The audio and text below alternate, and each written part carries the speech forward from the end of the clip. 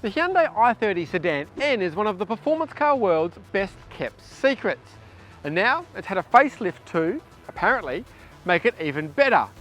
Today we'll find out if that's the case, but before then, like the video, subscribe to the Car Sales channel and give us your thoughts in the comments below.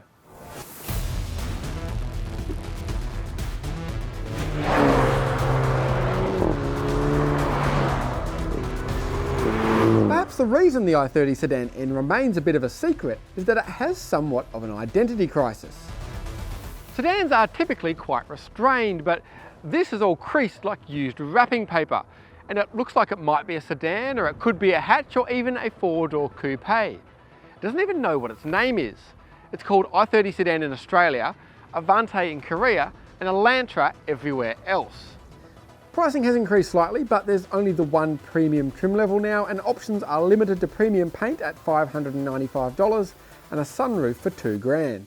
The usual 5-year unlimited kilometre warranty applies, covering track use too. However, service intervals are a little shorter than normal. There's a new face with this full width strip that Hyundai is loving at the moment, a new front bumper for better cooling, a more aggressive rear bumper, new forged 19-inch alloy wheels which are lighter than before, and plenty of blacked out trim outside and in. The engine has been left untouched, so outputs remain the same, and an 8-speed dual clutch transmission is standard, with a 6-speed manual a no-cost option.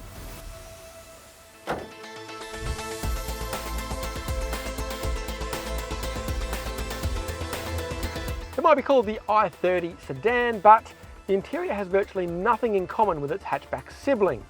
The steering wheel is the same, but that's about it. The screens are different, the buttons are different, the layout is completely different thanks to this super driver focused dash, but it does feel more premium and special, though you do sit maybe a fraction high. There is mass as a kit though. Heated and ventilated front seats, the driver's powered with memory and easy access, dual zone climate control, 8-speaker Bose stereo, heated steering wheel, wireless charging. About the only thing missing as standard is that optional sunroof. The huge dual screen infotainment setup is familiar from plenty of other modern Hyundais and works well. High resolution, responsive and relatively easy to navigate, though you will need a cable for smartphone mirroring. There's no ANCAP rating for the i30 Sedan, but the N has all the active safety gear you'd expect, that will come back to its implementation later. It's a measure of how cars have grown that this is technically a small car, but I've got stacks of room back here. So this front seat is in its easy access position, so all the way back, but I've got heaps of leg room, heaps of headroom, a pair of USB-C ports and air vents, but only one map pocket on the passenger side and no fold down center armrest for your coffees. It's a similar story here at the very back. A 464 litre boot is pretty big, certainly bigger than you get in your traditional hatchback, though if you do fold the rear seat down, there is a strut brace in the way. So a lot of the upgrades to the new Sedan N are supposedly motorsport inspired. So we'd best see how this thing handles on track.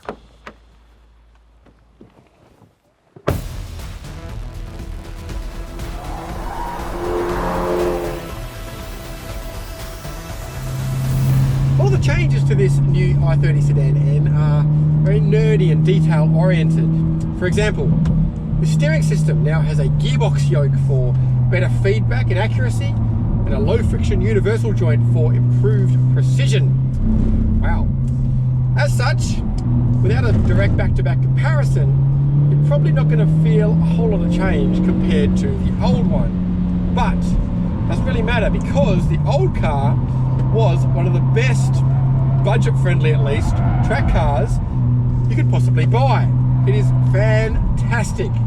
But before I go into what makes it so fantastic, I'll just quickly talk about the settings, because there's a heap of them in N mode. So we've got 3 for engine, 3 for steering, 3 for suspension, for rev matching, 3 for ESP and exhaust sound, and 2 for the LSD. So basically I've got everything wound up to max: engine, suspension, diff, ESC, except for the steering, because it just adds extra weight. Maybe you prefer that, that's fine, but I just don't really see any point in adding extra weight to the steering. The other thing is I've got the rev matching off because I think it's cheating, even though it does a really, really good job. So, what makes this car so great? Well, first thing is the engine. When Hyundai updated the engine on this thing a couple of years ago now, peak power didn't change that much, but it got so much more torque, it got so much more response, and it feels so much angrier. It's one of the most sort of aggressive 4-cylinder engines you'll find on the market, and it really lifted the whole car. This is a properly fast car now, a little over 5 seconds to 100, but that's with front-wheel drive. If you put all-wheel drive in this thing, it'd be well into the 4s, which gives you probably a better representation of how quick it is. The gearbox is also better. This is the 6-speed manual, and the shift is lighter, the shift is more accurate. The old car, you could occasionally get stuck between gears. No such issues anymore, but the dual clutch is also great. 8-speed dual clutch, it's the faster car. It's obviously easier to drive, but the shifts are super rapid, the ratios are good. It's a great gearbox. So, whichever your preference is, auto or manual, you're well catered for. But it is the handling that's the star of this car. It turns in so well, you've got great grip at both ends. You've got great traction on the way out thanks to that diff. But then if you want to lob it around, absolutely can. It has so much adjustability in the chassis. If you want to drive it neat and tidy, you can. It's got great grip, great balance. You've got to be a little bit careful in sort of long, fast corners like the sweeper here at Winton, because Hyundai has set this thing up to be a little bit pointy. Most cars are set up with heaps of understeer, whereas this, it's not sketchy, but in a long, fast corner, you can feel the rear getting involved and wanting to help out and turn the car. So, don't just lob it in and think that you're going to be fine. But the benefit of this is that it makes the car more responsive, and you can play with the balance at will.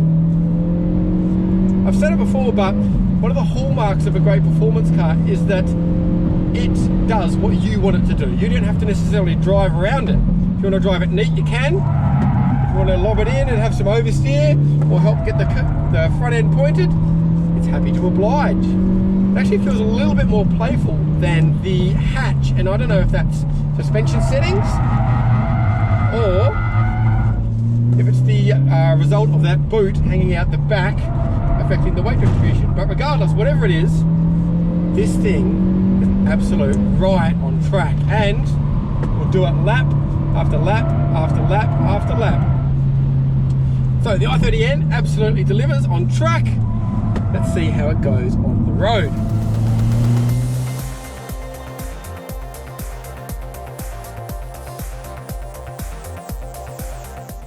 Okay, so the i30 Sedan N is great on track, but even if you're a complete addict, you're on track maybe once a month. So that prowess is no good if it kills your spine day to day. Thankfully, nothing could be further from the truth. However, I am going to start with the i30 Sedan's biggest shortcoming. This is nothing new for a Hyundai, but the driver assist functions are a pain. It bings at you for this and bongs at you for that and beeps at you for what appears to be no reason whatsoever. Perhaps it just likes the sound of its own voice. Thankfully, you can turn it off pretty easily by programming this star button on the steering wheel to take you straight to the driver assist page. The fact that you have to turn them off to have a relaxing drive shows the issues with the calibration and defeats the purpose of having them in the first place. And yes, I'm aware that Hyundai is not alone in this boat. Anyhow, on to happier things. The i30 Sedan N is fantastic. It just is. Everything is great. The engine is strong. There's the occasional hesitation from the dual clutch. It's just kind of endemic to this type of transmission, but it's one of the better examples of the breed. The steering is quite weighty, but I think it's perfectly fine in normal. But arguably the best aspect of the new i30 Sedan is the ride. So there are 3 modes to the suspension, as I mentioned earlier, and often in cars, if you select comfort, the dampers go all floppy. Yes, that does soak up bumps, but if you then come across a speed bump like this, bump, bump, they can run out of travel and go all floaty. But this still has control. There's a degree of firmness, sure, but it's still very comfy. Zero problems driving this every day, even if you live on some pretty crummy roads. And if you find some good roads, then the i30 Sedan N continues to be brilliant for all the reasons I mentioned on track. Great engine, great chassis, great brakes, great steering. And it's just so fast point to point. I mean, Hyundai claims this thing will now do 280 kilometers an hour for less than 60 grand on road. In the current motoring climate, do many people actually want a small performance-focused sedan? Probably not, but that shouldn't take away from just how good this thing is. It's practical, it's comfortable, it's brilliant to drive, and it's even relatively affordable. So I guess that makes it our little secret. Thanks for watching. If you've enjoyed this video, please give it a like, subscribe to the Car Sales channel, and leave us a comment with the cars you'd like to see us review.